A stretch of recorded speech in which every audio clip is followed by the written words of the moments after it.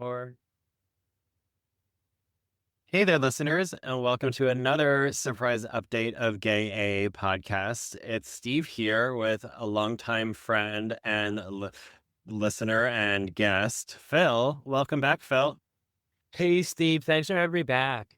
Anytime, literally, even when we're on hiatus, anytime.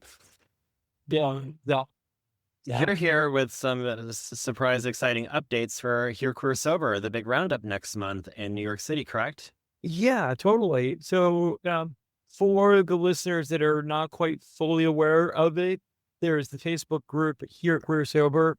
It is open to every single letter of our rainbow family and honors and respects all pathways of recovery.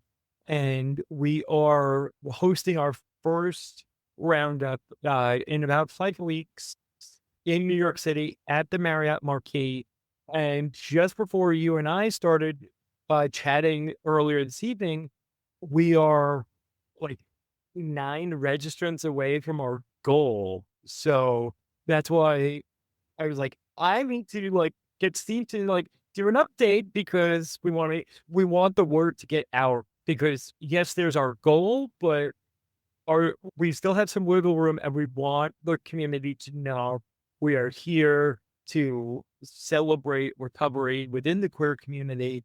And I'm in a very surreal and serene headspace because Here Queer Sober officially got formed in February of 2024 Mhm. as small little Facebook group that just kept growing and growing and growing. And as you were getting on there to press record, I jumped into the Facebook group. We have 2.2 thousand members. That's huge. Yeah, yeah, and we all know gay men are size queens. So Yeah. to go from basically every gay person I know in recovery to over 2.2 thousand people is amazing. And I'm so looking forward to the conference itself because we've got 2 tracks of programming for traditional 12 steppers and other non-traditional pathways of recovery. And you don't even have to necessarily be in recovery to attend the conference. If you are sober by life choices, or maybe it's a medical condition or whatever else, or whatever, you are more than welcome there. That's part of the reason why my co-founders and I created this community because we kept scratching our head going, where did gay people that don't drink eat? And we kept doing well, why don't we just create a safe space? And listeners, this recording is being done on the same day that like it broke on the news that the Pulse nightclub memorial rainbow crosswalk was paved or was repainted, whatever, in the middle of the night. Um, and while I personally don't know anybody that died at Pulse in Orlando, I know people that were staff there, and my heart breaks for the disrespect that our community at large is facing.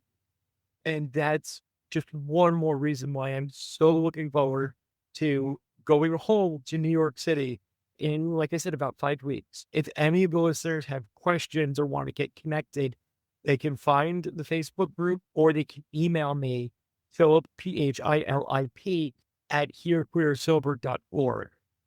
I can certainly say with the success of the number of members in the group and just also how positive and uplifting the entire group is, it just goes to show that you are meeting a need that like existed within our queer and sober community because so many other places I've been, they're either exclusive against one part of the LGBTQIA plus and or they're exclusive where you have to be a 12 stepper.